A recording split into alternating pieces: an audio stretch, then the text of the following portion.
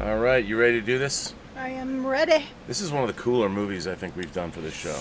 Yeah. I don't know what you think about it, You'll soon find out. I'm very excited about this movie. It's a genre pastiche, as we like to call them. Pastiche. How's that for a French word? Yeah. It's a good French word. It sounds I think. like pastis. Yum. It's a pastiche. Pastis. You know what pastis is? No. Greetings, imagination connoisseurs. Once again, it is I, your Duke of Dope Discourse, your master of fun and wonder, your viceroy of verisimilitude, and your sommelier of cinema, Robert Meyer Burnett, and I'm here with my stalwart companion through thick and thin. Who might you be? I am Elizabeth Gwendolyn Bell. And what might you be? I am the ace, the arbiter of cinematic excellence. And what else are you? The enchantress of entertainment. The enchantress of entertainment. Yep. And we are here. We've got a very special movie. We have a movie in French. Yes, a French movie. And you didn't know that this was a French movie, did you? I did not. And you didn't know that it was a genre pastiche. Lots of different genres in one. All mashed up. Horror, political thriller, conspiracy thriller, religious film, martial arts movie, historical epic. There's even rape. Even rape. Wow, that's dark. That went dark really fast. We haven't even talked about what this movie is. There's wolves. There's wolves. All right. Well, first of all, before we get to that, let's. Wow, I'm just so much darkness in the world. I don't even know what we're drinking. This is a Pinot Noir, Jacqueline, something, 2018. Here it is, ladies and gentlemen. And it's another Pinot Noir. We love Pinot Noir. We do, but we just grabbed this one. We just, we looked at the alcohol content of all the wine. I don't think we also have one from Candida and Claude that we saved. Oh yeah. We have one, so I'm gonna pour this up for you. Yet another Pinot Noir. Why, thank you. You're welcome. And I have to say, to be honest, while this movie did come from my physical media collection, it was not a Blu-ray. This is the first DVD that we've watched, and that would be only because I have this awesome 3-disc collector's version.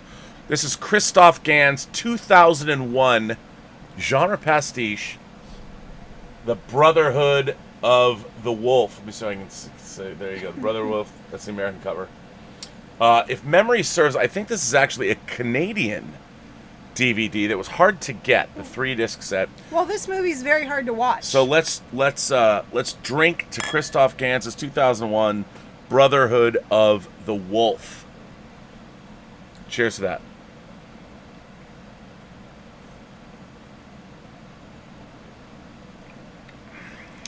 It's a nice Pinot Noir. That is so nice. That's a very nice Pinot Noir. Oh yeah. So Elizabeth, this combines a lot of things. I knew you would like this movie, but what exactly? I mean, it would really be kind of difficult to recount the plot because it's so complex. It's very complex. There's a lot of complexity here, but really it starts out as a mystery. Yes. We have two men, and they are called two men, and I want to get their names. This is during the French Revolution. Yeah. And there is Gregor de Fonsac, the Chevalier Gregor de Fonsac, who is he is. I mean, this guy, he's like a doctor. He knows potions. He's a naturalist. He studies animals. He does. And he's a martial artist and a hand-to-hand combatant par excellence. I mean, this guy's got it all. He's got it all. And he's very handsome, don't you think? Yes, he is. He's a very handsome dude. Yes, he is, and he's French. And he's French. And he has his man-at-arms, Mark DeCostas, who we know, Mark DeCostas, who we last saw in John Wick 3. Mark DeCostas plays Manny. Yes. His Iroquois, it's a mix. He's Iroquois. He's Iroquois. Shaman. He's the Iroquois shaman who is the last survivor of his tribe. Yes. And who's also a badass hand-to-hand martial artist. Badass. And boy, can he wield an axe. So the two of them are called to the town, and I can't pronounce it, or the province of, let me get this right. Well, you should say it. Gavaudan? G-E, right here. I don't know how to pronounce that word. Anyway, I know you can. It's a place. It's not you're speaking French. You can actually say the name of a place in France before you get 30,000 subs. You can kind of do that. Anyway, it's a province in France. During the French I love hearing you Revolution. struggle through it. Gay Boudin. Come on, everyone's laughing. Candida's at home laughing at me. Anybody who speaks French is laughing at me. Anyway, so these two dudes who are kind of like this ultimate forensics team. If there was the X-Files in 18th century France, like these dudes would be like the X-Files. So they get called to this province. They do. Where there is apparently a giant beast. There's a beast attacking a monster. Is it a werewolf? The villagers.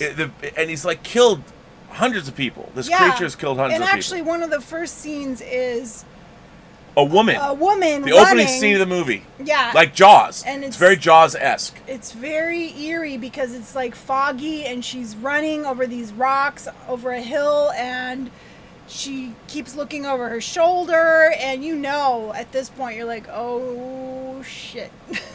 Something's following her. And when it finds her, oh my goodness, that scene was insane. Well, that is how the movie opens. That's how the movie opens. And I mean, this movie means business. And first of all, we should say that this movie is incredibly stylish. It's beautifully photographed. It's very well edited and directed. It almost borders on music video-esque in its terms of its. I mean, it's not quite Highlander, but it's very stylized and it's gorgeous. Yeah. And the music is gorgeous. Everything. This movie just exudes coolness for me. I don't know if it did for you, but Yeah. Well, I mean, at first I was like, okay, what is this? Just watching the movie. Right. Well, and because I didn't tell you anything about it. No. I didn't say anything. So what ends up happening? Gregor Fonsac is a knight, and he works for King Louis the 15th. Yes. So he's a chevalier. He's a chevalier from the king's court, who's been he's like a big lead investigator. This guy is like the shit beyond. Like, he is the man, and Manny, his Iroquois companion. Well, when he gets there, they don't treat him like he's the man. Well, no, because he's coming from the king. We don't know quite what's going on. But Manny, he was in the New World. Fonsac was in the New World. He met Manny over there. You find out that he objected to how the captain that he worked for would poison, would send the blankets that were full of plague or whatever to the Iroquois to wipe them out. Right, which is how Manny's whole tribe was wiped out. But so the two of these guys are investigating. So they show up to investigate, why are these people being killed? What is this beast? And everyone keeps saying, oh, it's just a wolf. And then as they are investigating, he measures the teeth mark on a victim, and he notices that is no wolf. Right. Yeah. This thing they call the beast. They thought it was a wolf. No, there's something else going on here. It's not a wolf. And then we should also say that there's this beautiful redhead Marianne, who's the daughter of a local count, who has a brother played by Vincent Cassel, another badass French actor. Yeah. But he's a complete douche in this movie, but whatever. Yeah, I mean, well, he's got a villain kind of face. Yes. And so they're trying to get Manny and Fonsac are trying to get the lay of the land, and there's a lot of sketchy shit going on, and there's like a brothel, a very high-end brothel. Right. And at the brothel, not apparently, but we have the great Monica Bellucci. Right. Who works, she's like the high-end whore of this brothel. Yeah. And she plays Sylvia, and she's like a courtesan. Mm-hmm. And although she's mysterious too. And then there's like a group of gypsies, like locals that clothe themselves. Right. And there's all kind of like you don't know what's going on there, but the guys walk around with bladed weapons. I mean, like Wolverine, like these people. So there's the aristocratic level of this place, and then there is also this strange, weird locals. There's just all kinds of stuff that doesn't all add up. Something's going on, and then this creature is preying on people. Yes. So what happens from there? So, well, I mean, where do we jump in? So They're investigating the attacks. And people keep dying. People keep dying, and then this weird band of gypsy-like villagers are always, like, inciting fighting with them. Yeah. They're, like, constantly fighting. Well, they don't like the fact that their women are being oogled by them, and they don't. Manny, they think he's a savage from the new country, and right. And there's the fight scenes are like these long, drawn out. Otherwise known as fucking awesome. The fight scenes in this movie are badass, and they usually involve Mark Dacascos. As far as I'm concerned, there's not enough. The fight scenes in this movie are badass. I mean, weapons, and it's always Mark Dacascos is kicking ass, and it's... Yeah. But also, Fonseca is a great fighter, too. He is. So they're kind of investigating, and they're following up, they're finding... Like, there's all kinds of weirdness going on. And Marianne and Fonseca, but then, you know, Monica Bellucci drops down the wisdom saying... you know what French women know? They poison their men every day, and then they give them the antidote at night. Not the French women do that. She said some other nationality. I thought it was the French women. No. Mm-hmm. Anyway, so these two guys are trying to investigate and figure out what's going on. Right. And meanwhile, he falls in love with this... Marianne. With Marianne, who she's a countess. The daughter of a count. And then also, there is, again, the name, I don't know the name, the guy that's the hospitality, the old guy that lets them stay with them, he has a son who's like a writer, and the son kind of helps them out. Right. Helps them out, and also And he's kind of the narrator of the Yeah, film. he is. Well, we find out later, we don't have to go in, it's too hard to go in order on this movie. But the movie's being... Also, I don't know how much we want to spoil. I mean, there are so many twists in this film. There's a lot of twists so many in this twists. movie. And you think you have it figured out, and then at the end it just, like, unravels, and you're like, oh. Well, that's what's really interesting about this movie, and why I really love this movie, is not only is it fun to watch, but you don't know where this movie is going. I mean, normally when the first part's it seems a little slow. It goes like all the shots are like lingering, and it really... Well, they're setting the milieu. They're setting the milieu. Which I'm not saying I hated that, but like it's a little slower paced, and then when you get to the second half of the film, it just really starts going. Yeah, all hell breaks loose. And the funny thing about it is, since not a lot of people have seen this movie now... Yeah. The people that have seen this movie, people have asked us to watch this movie in the chat. And I'm hesitant to, like you said, talk a lot about the plot because because it's a genre pastiche, and it is, to me, the movie is, it's unfair to call it a B movie, but... I wouldn't consider this a B movie. Well, no, I mean, it was all made for almost $30 million. Jim Henson's Creature Shop did the Beast, and there's just so much interesting creativity, and it's actually based on it was based on some killings that really happened. Yes. And then this myth, so it's these two things combined, and the way it unfurls, I mean, on one hand, you've got this, it's almost like an action film with Fonseca and Manny. It is. This totally buddy cop action thriller with these two guys. Like I said, tons of fight scenes. They might as well be cops. Martial arts and yeah, it's... They could be cops, but they're investigators, and so they're cool, and then there's an element of government conspiracy and peeling back the layers and the aristocrats, and you don't want to give it away because there's so much to discover in this film. There is, and it'd be a shame to like give away what this film really is about, because I think people should see this film. Although it's hard to get, you can buy it on Amazon. Yeah, and there is a Blu-ray. I mean, it's funny because this is a movie that I've always loved. Obviously, there's different versions of it, different lengths, but this is for those who are interested, this DVD is actually a 3-disc collector's edition, packed full of special features on the making of the film. Well, we didn't watch the special features. No.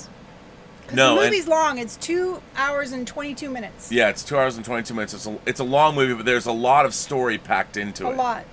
And it's surprising and interesting. Now, what did you think? I mean, how did all the different genres work together for you? Like, because it's constantly changing up what kind of a movie is. Oh, is this a romance? And oh no, we're in a whorehouse. And oh wait, now we're in some weird gypsy dungeon where they're fighting. Yeah. And then there's this hot gypsy woman. Like, who is she related to Monica Bellucci? Because she kind of looks like her. Do they know each other? I Like, didn't what's think going on? that at all. Okay, you didn't think that at all. Well, okay, but what? How did you feel about? I mean, as this unfolds, did you find this movie entertaining? This movie was very entertaining. Right, it kicks ass. Yeah, especially at the end. The second half, I was like, oh my god, this is an amazing movie. Love this movie. You're breathless. No, it's so. Like, was it jarring that it starts out like it's an investigative thing, and then these two guys turn out to be like world-class martial arts fighters that can work with blades and their hands? I mean, did you ever like, for me, it skirts the line, It my does skirt the verisimilitude line. line. Like it does skirt the line. You know, like, where did he learn to fight like that? Yeah, like, I mean, he was in America, yeah, but he wouldn't learn martial arts in America. see, that's the thing. I think a lot of you really have to have. There's a sensibility in watching this movie that I think you have to buy into it, and it's constantly challenging that. And yet you do buy into it because it's so much fun to watch. Yeah. And there's something about the stately French, the chateaus, Yes. and the beautiful countryside. Like, unlike Highlander, which the style was ridiculous. I mean, as much as I like Highlander, the style's all. This is shot like. It's not quite shot like Barry Lyndon, but they keep it. The landscapes are beautiful. beautiful. It's beautiful. And so when this crazy shit happens, like when these Well, fights, you know, it is about a beast that's attacking people. So, I mean, already that's fantastical. right? So you can kind of buy, like, the rest of it being a fantasy. Like, you know, him knowing martial arts and all that. Like, that kind of falls in line with the whole premise of the film. So you kind of buy it all. Like, and it mashes up so much stuff in this film. I mean, it's fantasy, and it's, like, horror, and it's mystery, and there's so many twists. And there's it's total conspiracy political thriller too. Yes, totally. There's court intrigue. Yes. And one of the things that I find interesting about this kind of movie, when I was growing up, when you would see, when I say B movies, like when you'd see movies like Terminator, or you'd see these movies that have a sort of a kick-ass quality to them, there's conviction to this film. Christophe Gans, who directed this movie, he really keeps all of these things together so it doesn't ever spin off like, oh, now it's going to go too far into horror. He really does a great job. I wouldn't call this an all-out horror film. No, it's not. It's not, but he does a good job. It flirts with horror. And you know, you never go, oh, come on. Like, No. it gets right to the edge where you're like, give me a break. And then it and he does things like he does speed ramps. Like, there's a fast slowdown, and Yes, he you know, does. and he does. I mean, he throws He the does. book of and technique. lots of, like, a fading in of shots. Yeah, and dissolving between the same. And it's almost like. there's even boobs in this film. There is boobs. There are boobs. There are boobs. Good boobs. The women in this movie are quite gorgeous. They are. I mean, Monica Bellucci's. I was a little disappointed in their choice for Marianne. Well, you know me and my redheads. Yeah, and she's totally your type of redhead. Totally. Yeah. Round face, red hair. Perfect skin, Round. not freckly redhead. I know. But no, I mean, but Monica Bellucci. And Monica Bellucci's great in this. You know, Monica Bellucci and Vincent Cassel, they don't really interact much, but, you know, they were husband and wife. They got married, and they've done a lot of... Ooh. Monica Bellucci, Sylvia, the courtesan, and the brother of Marianne. No way. He's Oh. so weird looking.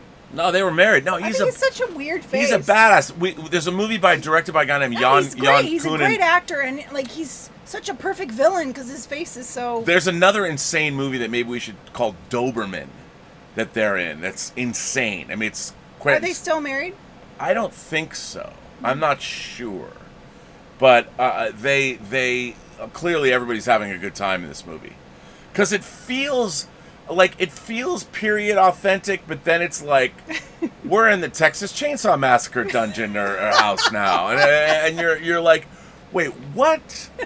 Like, and yet it all works. It does. It all works, and that, like, I think this movie is a directorial tour de force. Not that it's like Stanley Kubrick or Coppola or something like that, but in terms of being a total kick-ass B movie. And the fact that he's able to effortlessly hold this whole thing together when if the director, if Christophe Gans did not have the power as a director, this movie never would have worked. It never would have worked. It would have spun off into oblivion. I thought it was good. I loved it.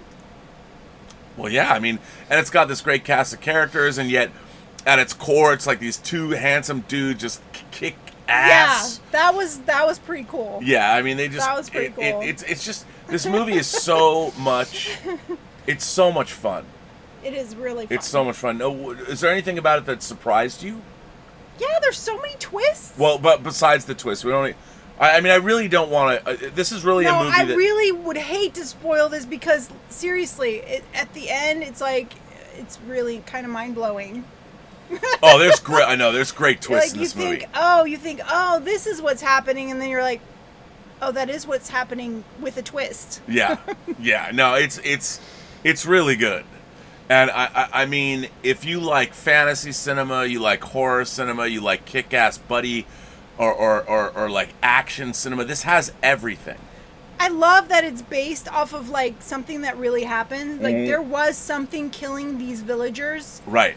Like 100 villagers died for real, and they never figured out what it was that was killing these people. Right.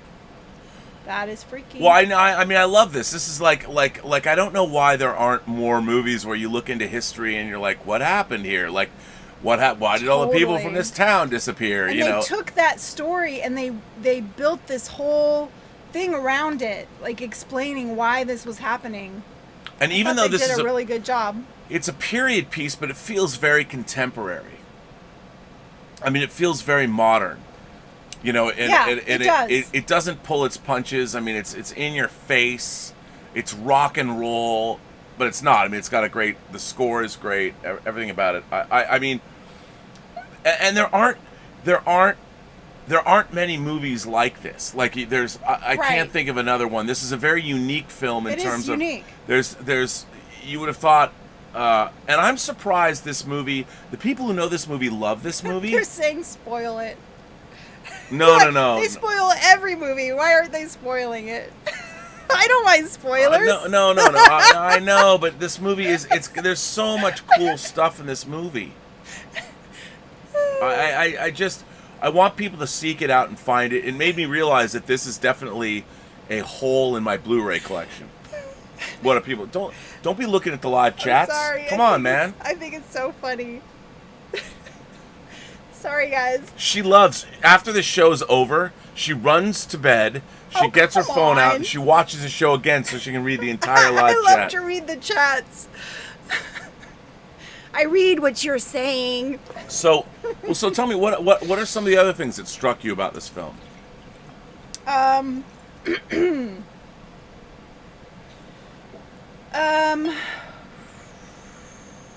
Really cool hot guys. Really cool hot guys. Well, that's good. Even I thought our Fonsek's a really hot dude. Yeah. He's a hot guy. Yeah, if I could look like a French guy, because French guys, can go either way. They can. There's really handsome French dudes, and then there's really like Dominique Pignon, who's kind of crazy. He was the actor who was in Amélie, who's always in the two he's weird. But he's awesome though. He's great. He's awesome. I love Dominique Pignon. I love him. French men have big noses, and They're either really gorgeous or old Frenchmen. And then Mark Dacascos is very handsome in this as well as Manny. He's like the greatest Iroquois. Oh, so handsome. You know. I was like, whoo. Yeah, right? Yeah. So, well, I'm glad this movie turned you on, Elizabeth. I was like, whoo. That's good. Okay, Sexy you know. Frenchman. You know, the blondes. He's blonde. Was he really blonde or was he dyed though? I don't know, but he was blonde and... Well, okay, so like when you see movies like this, obviously you haven't seen this film, you didn't know anything about it. Like when you're watching stuff like this, are you ever prejudicial in terms of like the kind? I mean, you like I've shown you a lot of stuff, and and when you don't like something, you're like I don't know, like Body Melt. You still give me. I'll tell you. You'll tell me. But now with this movie, you seem to embrace it wholeheartedly because you like period pieces. I like period pieces. I like horror. I like mystery. I like French. Well, because you can understand the language. Yeah. Yeah. This movie was like made for me. It kind of was okay, but I mean I do love it as well, and I didn't watch this in a while, and it was funny when I was watching it now. What struck me, and even when I have movies that I've seen, like I don't know, I saw this in a theater. And then I obviously have watched it on video. But I probably haven't seen this movie. I'll bet I haven't watched this movie in 10 years. And I've found that one of the things I like about doing this show is when we watch movies that I've known or they all represented a period of time in my life when you watch it over and over again. Then you put it away and then you come back to it. It's like music. Like, yeah, you associate music to certain periods of your life. But what this made me realize is that there's nothing like this being made now. Like I can't imagine It'd be somebody fun to trying make to pitch something like this. I can't imagine trying to pitch this to a studio head. They'd be like, "Wait, what?" Oh, it'd be so cool. Because it is a genre pastiche, and I just wonder. I don't. Pastis? What is pastis? Pastis is a French liqueur of anise, of licorice. I don't like black. And everyone in France drinks pastis. Oh, okay. Why? Okay. I want some right now. Well, okay. Well, so before we have a letter today, by the way, pretty long letter. Oh, it's a good okay. letter. But is there anything more? Because we haven't gone through the plot, which usually takes us 45 minutes. Right. Because I really do think we're right. I think you're right. We don't want to spoil. Yeah.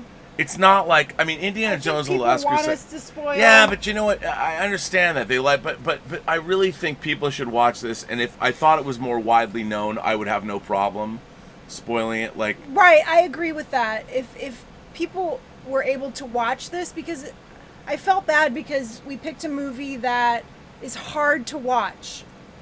It's hard to, like, I Googled it and I tried to find it and see if people could stream it, and you have to buy it. That's the only way to watch it. Yeah. And so I just don't, and there's so many twists at the end. I just feel bad spoiling it. Yeah, I mean, look, Last Crusade's fine because everyone's seen it. Right. Like, we can talk about movies that everybody's seen. This is a movie that I do think that there's a certain joy. If you love cinema, there's a certain joy to this movie. And again, it's not for everybody. If you don't like action, if you don't like horror, if you don't like conspiracy thrillers, you don't like period dramas, you don't like all those things, you're not gonna. And if you don't like those all put together, you're gonna be like, ugh, well, this movie is clearly beneath me. I didn't know. I don't want to watch it. Yeah, this is not a superhero movie. Well, it kind of is. Like, if you like superhero movies, you'll fucking love the shit out of this. I can see that. I mean, if you're a superhero fan, you will. Are you kidding me? I mean, these two guys are like superheroes. They're like Iron Fist and Power Man. They can roll in. Manny and Fonseca roll into town, and they will kick the shit out of whatever problem you have. I mean, that's why it's too bad. I don't want to say it, but it would be great to have seen a series of movies with those two. Yes. I mean, and this should have been the third one. Yes. You know, if they'd made a trilogy of movies about Fonseca and Manny, Like, you could go back. Yes. They should have made a prequel to this that Yep. took place in America. In America. You know, where there's some crazy supernatural Yes. thing that they have. I would love to have seen that. That would have been dope. Oh, yes. We should do that. Well, it's 20 years too late. Well, we'll use different Mark actors. Dacascos is now bald. Yeah, we'll use different actors. That's actually not a bad idea. I mean, it would be pretty cool to do. Wouldn't it be fun? I would love to see. The only way this movie could have been more awesome is if Manny and Fonseca went to Japan and fought ninjas. Well, that could be the second movie. I would love to see that. I mean, this should be like a Hong Kong action film. We have to watch that. We should watch Hard Boiled or The Killer. We should watch one of John. We haven't watched a John Woo movie. We'll do that. I don't. I know you need. We should watch Hard Boiled because it's great. Well, listen. While perhaps this is not as insightful as many people might want about this movie, we have a letter, and I'm gonna. This is from Christopher McCulloch, who writes, Mr. Burnett. Well, Rob, there was a preponderance of reckless statements made recently that puts me in the unenviable position of defending the lesser of the 3 Indiana Jones films. The 3 I choose to recall. As no doubt I'd be the only one. I'll try my level best. There were a lot of things I found fun as a child. That the presence of my parents would render silly and embarrassing. The more cool I thought a thing to be, the worse it was when, inevitably, it was met with benign parental disinterest, or worse still, humbling adult introspection or inspection. I quickly found that if I was going to take part in any adventures, I'd have to do them far from the critical prism of knowledge and experience that are adults. Having them around would only embarrass. This is a universal experience, and it's the premise of Indiana Jones and the Last Crusade, both in the narrative and in the meta-narrative. The boyish pursuits of Indy are the stuff of great adventures, but as soon as your dad gets involved, you become self-conscious about it all. I'll spare you a blow-by-blow response to your glorious rant, save I think you give a little too credit to Elsa's femme fatale character. Elsa's femme fatale character. I think we should be careful not to turn a difference in tone between 2 films to be a reflection of how it's becoming a parody of itself.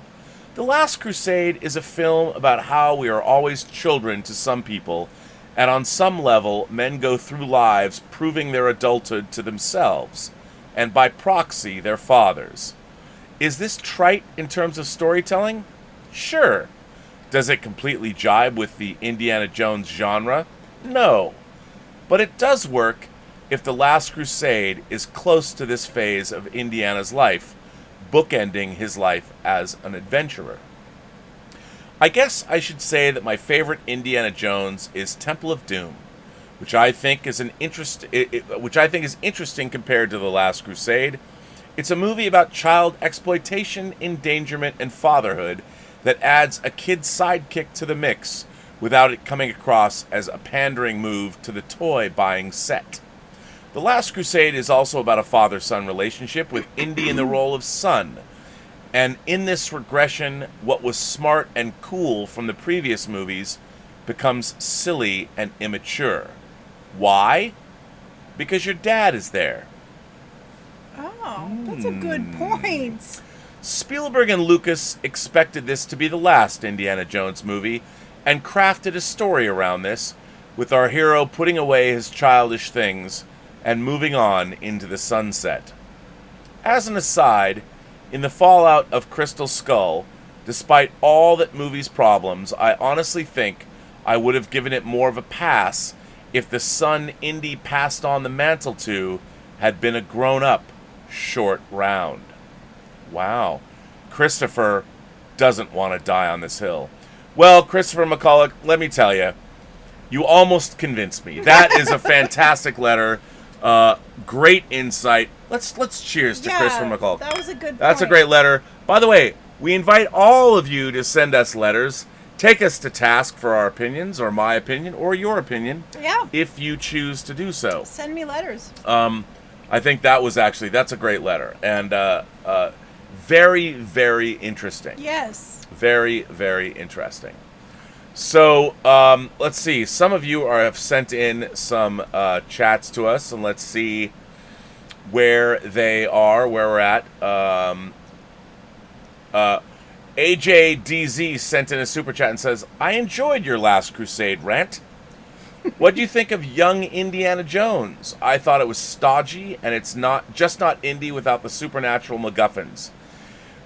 Well, I mean, look, here's the thing. Not every how many supernatural MacGuffins can exist in the world? I as I said earlier, I really loved. I don't know if it was a 2-part episode. I only watched the Indiana Jones Chronicles when it was aired. I never bought it. I've never revisited the Indiana Jones Chronicles, but I do remember loving the World War I trench warfare episode, and I thought it was okay. I thought it was interesting. And look, the precedent was obviously the opening of Last Crusade, showing Indy as a boy, so I could see that. Julius Goodwin, who has become the patron saint of this channel. Thank you, Julius. Julius says, for the record, as far as the Snyder Cut goes, when you said you're not really the one to say gloat about being right, do you mean you don't like to say I told you so at all? Or just saying while on a pulpit covered in jello? The world needs to know. All right. What Julius is referring to is, with the Snyder Cut being announced and it actually happening, there's a lot of things that I said all the way back, as Brian Eng pointed out back in November. I said that, look, when information that you get in the world changes, you change your opinion, you change it up. And the idea of the Snyder Cut happening after Justice League was finished and released was something that in cinema history I would not have thought it would happen. But yet people keep bringing it up, so we're talking about it. It was a movement. So by saying it wasn't going to happen is probably something that wasn't ever going to happen. However, when there was an HBO Max and we have the streaming wars, now, as I said always, who's going to pay for this and how are they going to get their money back? But because that's what is of paramount concern as far as movies are when they're made. So the fact that HBO Max came along back on November 24th of 2019, I said, well, okay, if the Snyder Cut was going to happen, HBO Max could pay for it. There was a new player in the game, and so I said that. So it's not for me to gloat. I just find it interesting, and I can't wait to see the movie. I can't wait to see Zack Snyder realize his vision. But, it's so weird that in fandom we're like, see, look what I knew, ha ha ha. I have an advantage. I've worked in the entertainment business. So I know things your regular fan doesn't know because it's been my profession. So I would never want to gloat. That would be like somebody who had studied a subject in college gloating over somebody who hadn't. So I don't want to gloat. What I do want is I would like to have some at least respect for my opinions when I say them for people that don't know me. But they don't know me, so they're never going to give me respect. And it's the internet, so you just have to roll with it. I can be polite up to a point. Right? Yeah. That's what I would say. Totally. Bob the Ape Master Koal, our own Bob Koal, who has this he does an incredible Halloween display, is building a giant ape. Oh. Let's drink to Bob and right. his giant ape. Remember you saw the video I played on Yes, I want him to come and do that to our house. Bob's like, oh, I'll do that. Yeah, great. They'll have to drive out here, and oh, great. She'll do that. She'll want that to happen. Yeah, I want that. So it's true. But I want Black Phillip and ghosts. Black Phillip. Bob says, Dear Comtesse de Classe and Count Takula, question. Has doing Elizaviews changed how you approach watching a movie? Yes. Wow, that's very... Okay. Yes, it has. Please pontificate, if you would, madame. Well, movies we're going to talk about, I'm like... Actually, we're on that camera. Movies we're going to talk about, I'm actually like almost like taking mental notes as to some points that I want to make about the film. But if we're just watching a film for fun, then I just sit back and watch it. So are there different things that you're noticing as when we're doing a movie for Elizaviews? I mean, this is our 33rd movie. Yes. 33rd movie. 33rd and movie. It's funny because I was saying to you how it's like now a job. And I feel like we've created this thing. We can't, like, quit. No. You know, we can't quit. We have to keep going. Yeah. But so now, that's interesting. Like, we would watch movies. I try to keep track of the plot because I know that I'm going to have to recount it the next day. So I'm like, okay, so this happened first. Well, you have to explain. You have to explain, like, happened. Since you and I have been together in July 5th. Yes, July 5th. July 5th will be our. July 2nd was our first date. July 2nd was our first date. So July 2nd will mark the 5th anniversary of our first date. Yes. So I've shown you so many movies that the next day you can't remember what we watched. It's true. Like, because I'm so busy all day long, when I watch a movie, I just relax and even fall asleep sometimes. So I don't even really pay attention. And most of the time, I don't even remember what movies I've seen or who was in it. Or, I mean, you could show me the same movie that I've seen. I mean, when we first started dating, I would come to your house and I'd bring a stack of movies to show you. And when I show people movies, it's like, this is part of my personality. Like, I'm hoping that you glean some insight about me as a human being from these movies. At the very beginning, you would come with stacks of movies and, like, curate exactly what you wanted me to see. Like, okay, now tonight we're going to watch this. And you didn't remember any of them? Well, I remember some of them. Come on. Okay, but no, so you, okay, what else? You concentrate on the plot, but what else? Well, since taking a film class... Yeah, now I was going to say, you've taken a film class. You're also making a short film right now. I'm working on a short film, a stop motion film. And I with a doll that you made. Yes, with a ball and joint doll that I made. Yeah, you made it. And it's going to involve some hot toys of Rob's. So, and I'm writing a book about it too. It's one of my projects. Like, I wanted to make this project. It's actually like a fusion of my world meeting Rob's world. Which is cool. Yeah. So I'm making these series of stop motion films. But anyway, I took a filmmaking class, and now when I watch films, I really pay attention to the editing and everything. Like, and you edited your own movie. I did. So what did that teach you about filmmaking, editorial?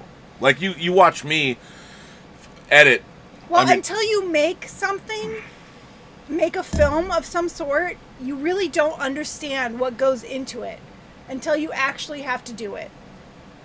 And so now I like pay attention to everything. Well, one of my great triumphs last year, I thought, was when we were at the Soho House showing Tango Shalom, and Zoe had been watching me and Gabe sitting editing this movie, and it looked like we're just sitting there, and like it looks like two dudes talking. You know, like you don't know. Right. And then she comes to this beautiful posh screening room, and she actually got to watch Tango Shalom. She was so blown away just even being at the Soho House. She was like, "Oh, I want to work here." But seeing the movie too, like it was hard. I think the movie, like she's been just looking at us. She's been watching you for 3 years edit this film, and she was like, "Wow, that's what you were working on." Well, because when you're looking at it like we're looking at it now, you don't know people. But when you sit in a theater and you're watching it, that becomes a totally different experience. Yes. Mm-hmm. So that was good, and you've had that same experience now. Yeah, totally. So yeah. All right.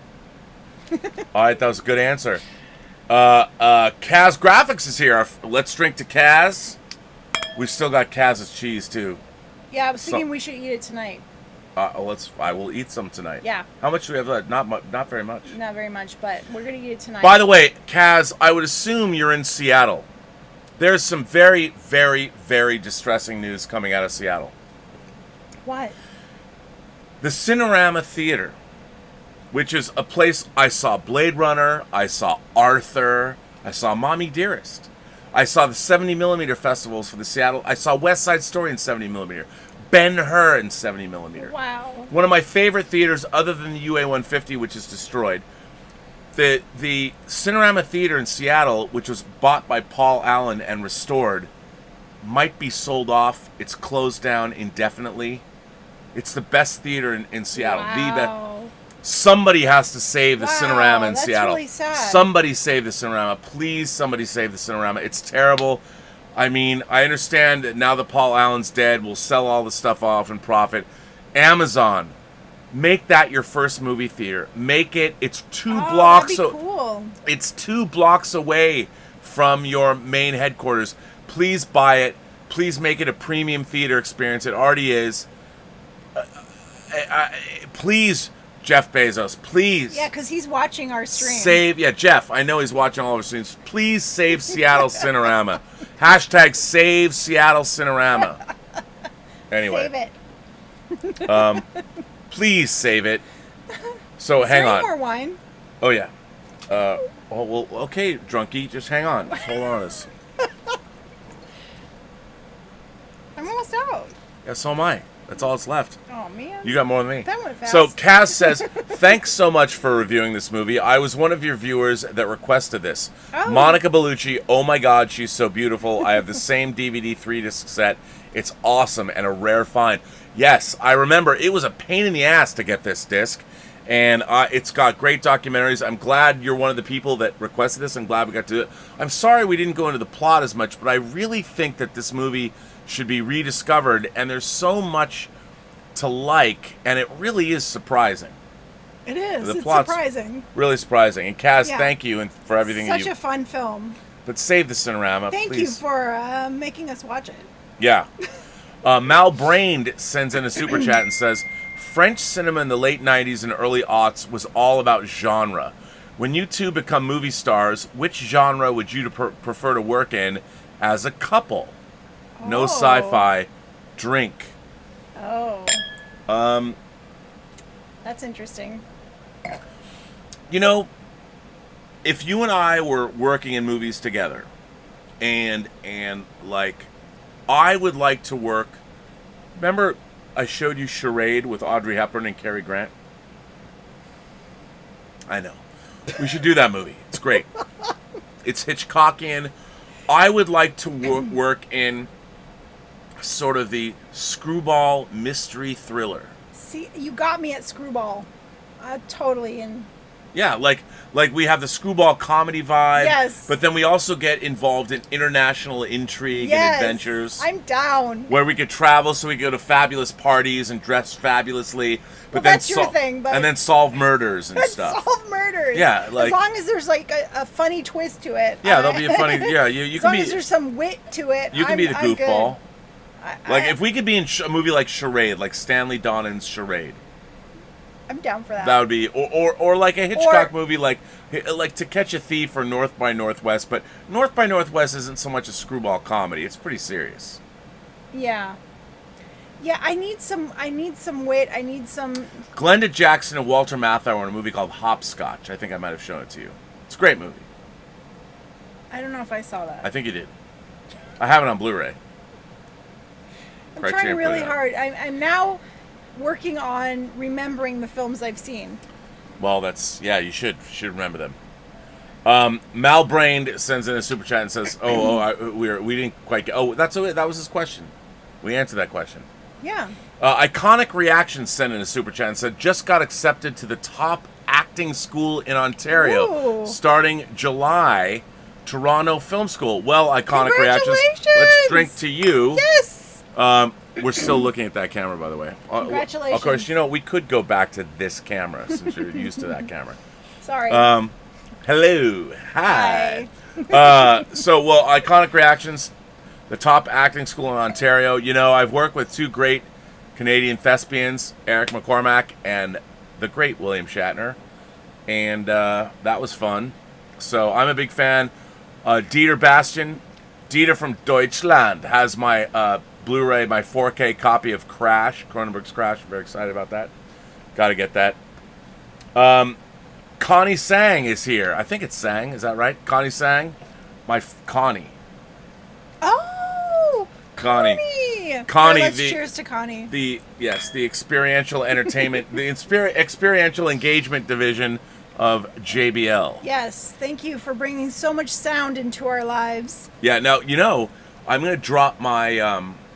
So JBL, which is actually Harman International, oversees JBL, and they're all subsidiaries of Samsung, on May 31st, have their JBL 9.1 soundbar coming out. We gave one away because of Connie.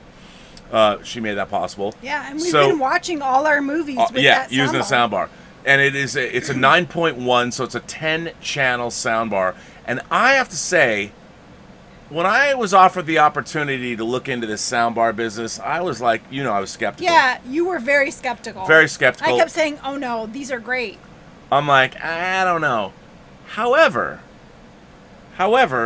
we, for all of Elizabeth's whining about movies, since we've been in quarantine, we have been using the JBL soundbar. By the way, they're not paying us. Tell her what happened when we watched, what was the movie right before this one? Oh. It was Last Crusade. Yeah, was it Last Crusade where everything was falling off the... Oh, yeah. The subwoofer. He turned up the subwoofer. No. Everything... It's perfectly balanced for the room that we're in. Yeah, but it was so loud. Everything started falling off. Like falling. It was dope. Yeah, and it was dope. It freaked out Gilbert. But it's a great piece of gear. It's awesome. And I have a video review that I was going to drop on the 25th, but it's been crazy. I'm going to drop it in a couple days. But it's a pretty cool thing. Like I was skeptical. You were. Very skeptical because I like my giant speakers. And another reason I love it, because there aren't giant speakers in my bedroom anymore. It's sad for me, though. No, it's not sad. I had giant speakers in our bedroom, a giant thunderous surround sound system that I'm like, if this works, I gave you the caveat. I'm like, if this doesn't meet my approval, I'm not. Yeah. You hate the giant speakers. Well, because they're like giant. They're giant. Well, in here, the speakers. You should put them in here. Well, the new speakers. The new. Yeah. JBL I mean, speakers. all of that's. You gotta put them in here. Yeah, all that's here. So yeah. Anyway. You didn't read her question though. Anyway, Connie says, just dropping a note to say hi. My movie queue is getting real long, thanks to you both. Awesome. Well, thanks to you, we've been enjoying our movie queue, so. Yes. It's good. Hapkido Locke sends in a tip and says, great choice on the movie. Which I think is good. Zach Losel's here. Hi, Zach. How you doing? Omnipotent Guardians of Good Times. We're Omnipotent Guardians of Good Times. I'll drink to that. Yeah. Bonjour and l'chaim. Missing the live show, but wanted to toss some shekels your way. Aww, well, Package alert imminent. I don't know what that means. Package. He's sending a package. People send packages to us. It's great. Nay sends in a super chat and says, I would find an Eliza Views on Holy Motors highly entertaining and educational. Let me just say, before I chose Brotherhood of the Wolf, my hand was on my Holy Motors disc. I'm like, I think Friday is romance night. You're going to pick a romance movie. I am. But Holy Motors is in the queue. Holy Motors we're going to do. Because Holy Motors is nay. I do not say nay to Holy Motors. I say yay to Holy Motors, and that is a great thing. I thank you for that. Iconic Reactions says, Rob, if you marry her, John must show up as Superman. To the wedding, he also needs to be best man. Much love from Niagara Falls, Canada. Well, as everyone who's a Superman fan knows, that's where Superman and Lois Lane go in Superman 2, where Superman reveals his identity to Lois. For those of you who might not have been following the news today, so this is interesting. So John did a video that he's been making about why he likes Superman, Man of Steel. He loves Henry Cavill's Man of Steel, as I do. So he has made a review video of Man of Steel, why he loves it, which is great. He sends it to me this afternoon.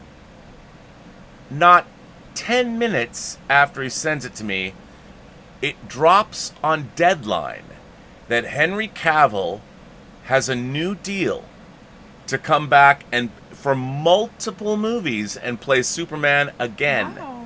So he played Superman in Man of Steel, in Batman v Superman: Dawn of Justice, and in Justice League, and now in the Snyder Cut. He's made a deal to come back and play more Superman. Might he be in Black Adam? Might he be in Shazam 2? Finally, we'll get a Man of Steel 2. I don't know, but I just imagine my favorite Canadian that I work with, who is down in Burbank now. I wonder if his house still has the roof, because he was bouncing up and down, and it's amazing. So, obviously, iconic reactions. I'm sure John Campea probably had an iconic reaction to that news. Timbula the Spider Monkey, Tim is here. I completely forgot I'd ordered a Blu-ray of A Field in England a few weeks ago, and it turned up on my doorstep today. Would you consider any of Ben Wheatley's films for WINEning? Maybe High Rise. High Rise or Kill List? Kill List is a movie that I think, I need to get High Rise on Blu-ray. I don't know. I like High Rise a lot, but Kill List might be my favorite of his movies, and you should see that. That's an interesting film. Let's watch it. I think that's Are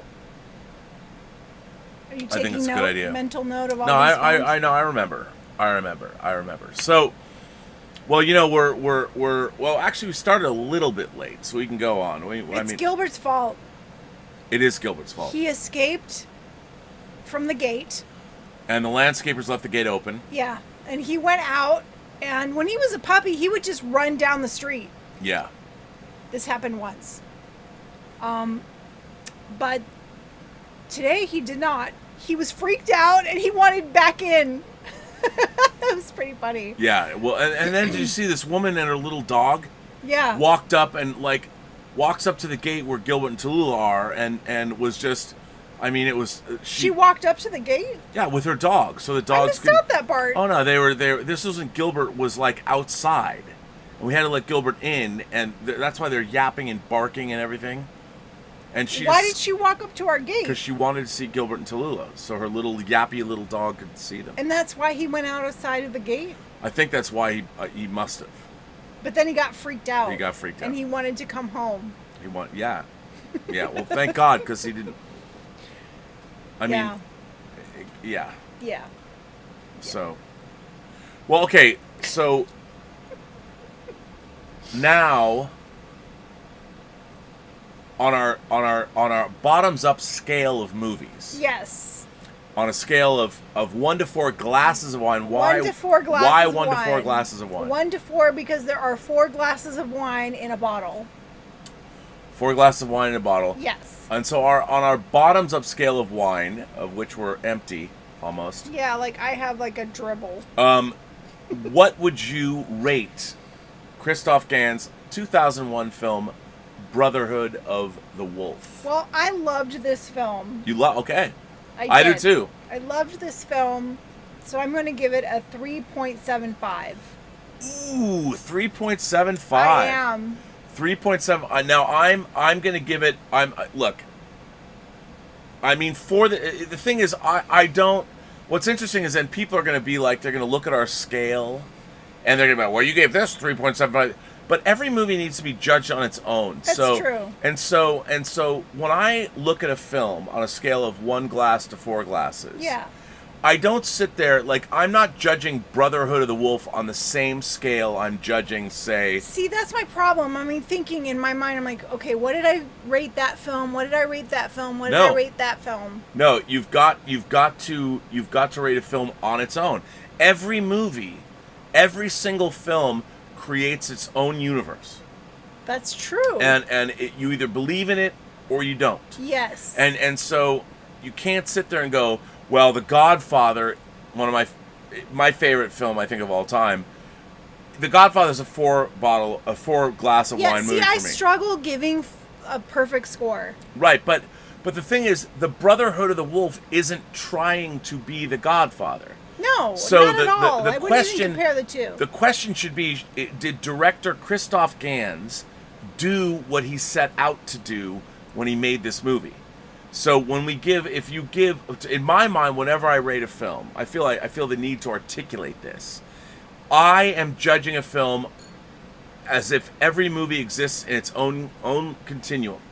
You're not the glass of wine scale does not. You can't. It's not the same scale for every movie. Every single movie itself has to earn its. And I don't. if I give 4 stars to a movie, that doesn't mean that every movie that has 4 glasses of wine. Right, 4 glasses of wine. Yes, thank you, babe.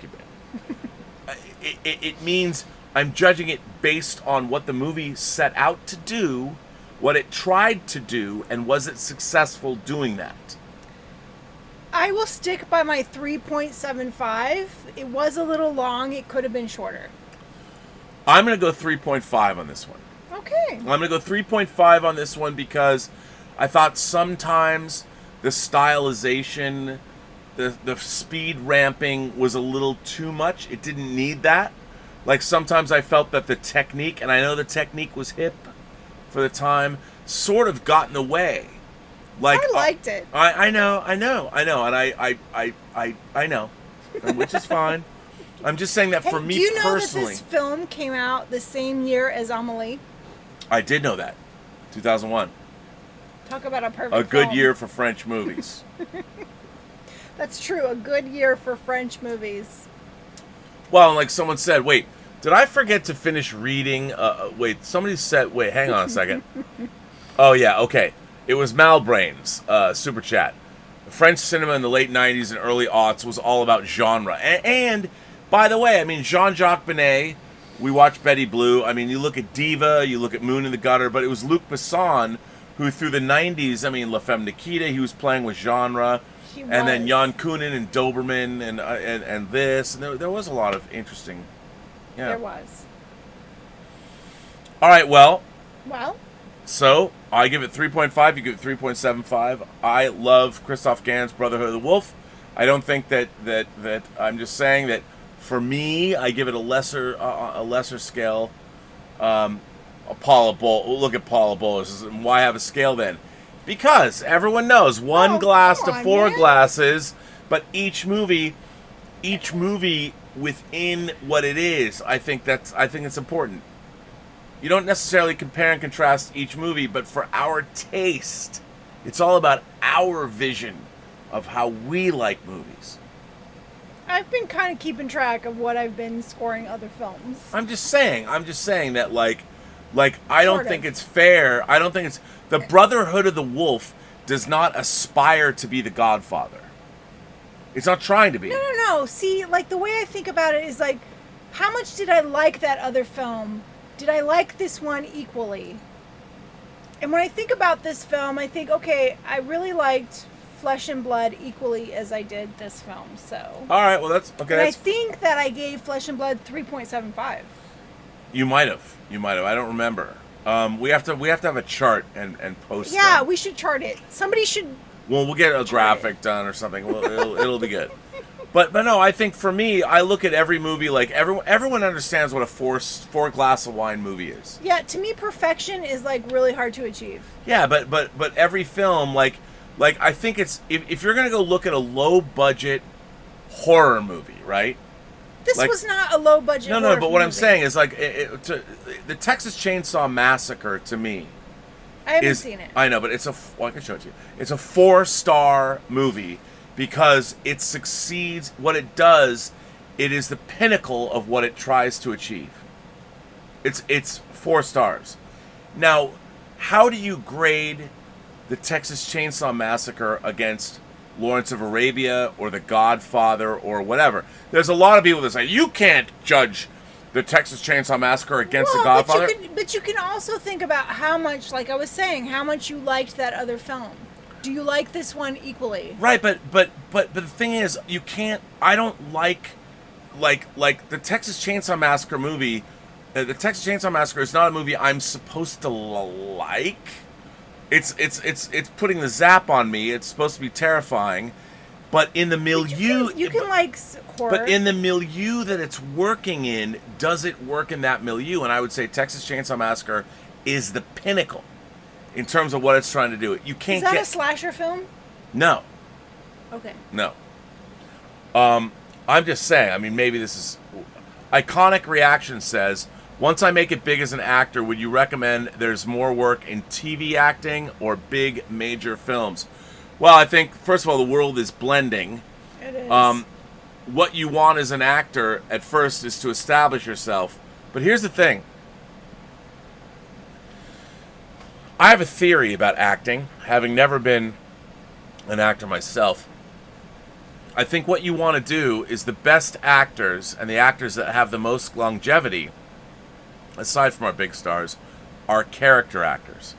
If you become a great character actor, chameleon-like, and you can move beyond, you can move through different roles, and you can be indelible in all of them, that's how you have career longevity. Now, if you want to be a star so people take your picture and you are on the red carpet and you get into clubs, well, that's one thing. But if you want to be an actor, I think the great actors are those character actors that are indelible, that you never forget, that you keep getting hired to do different things. That's what I think. You know, I don't know what your favorite actors are, but congratulations for getting into the school you want to get into. And all I can say is, break a leg. I can't wait to see what you do. All right, well, this brings us to the end of Elizabeth's... I think there's one more super chat. No, I just... Oh, no. No, there's... I saw it in the chat. No, that's what this one was. It popped up. No. Yeah, no, there's one in the chat, babe. No, that's... No, you don't... $6.99. Iconic reaction. Oh. That's what I said. Oh. Yeah, I'm on it. Sorry. I've got the software. But this is the end. This brings an end to Elizabeth's 33. That means we're going to go beyond how long Jesus lived. Yes. We're at our Jesus number. We are. 30. So 34 takes us beyond. It takes us beyond. Now, well, let me ask you. It's supposed to be Romantic Fridays. That's are going to do that for like. Do we know what Romantic Friday movie we're watching? Well, I have a couple in mind. I need to decide completely. Oh, you're always mad that I don't know what the next You're right. movie is. I am always mad that Well, you didn't don't do your know. homework. You're right. I didn't because I was doing my actual homework. It's true. You are in school. I am full time. I have some major projects. But at Art Center. I will not wait till the last minute. I will tonight decide and let you all know. Okay. Because I don't want to pick something that is hard to talk about. I want to pick something that we have good conversation about. And that people will like to talk about. And you know what I mean? It's hard. I see now. It's hard to pick. It is. See, it is hard to pick. It's hard. It's hard to pick. It's hard to pick. Well, on that note, ladies and gentlemen, we're bringing this episode of Elizabeth's Whining About Movies to an end. I want to thank all of you who support the channel in every way that you do, whether it's letters or through super chats or just being supportive, being here, being in the show. I want to thank my moderating staff. I want to thank Mike Bodden. I want to thank Lewis Yu, who's always here. I want to thank the Richard. I want to thank Greg Smith. I want to thank Detective Jim Boyers and Jordy Lyons and all of the people that make this channel what it is. Thank you very much. I also want to suggest everybody goes over to the Whining About Movies Facebook page or the Post-Geek Singularity Facebook page. And the Richard's always hosting watch parties and showing cool stuff. You just never know what's there. And I want to thank him for doing that. And after that being said, what do we say? Everyone you meet has a story to tell you have yet to hear. And all you have to do is listen. All you have to do is listen. And where does that leave us? Have a better night. Have a better night. Thank you for being here. We will be back on Friday with Elizabeth's episode 34, a romantic comedy or a romantic film or romantic tragedy to be named later, but it will be romantic. Because Fridays are now romance night on this show. Yes, they are. So thanks for being here. And I'll be on, not the John Campy show tomorrow. I'll be on Robservations tomorrow. That's all I will be on. Because I'm actually teaching a class in Northern California in the morning. So I will see you tomorrow on Robservations, the show about something. And there's a lot of craziness happening in the world tonight. A lot of craziness. Stay safe and all of that. And as always, what? Have a better night. Have a better night. Bye. Bye.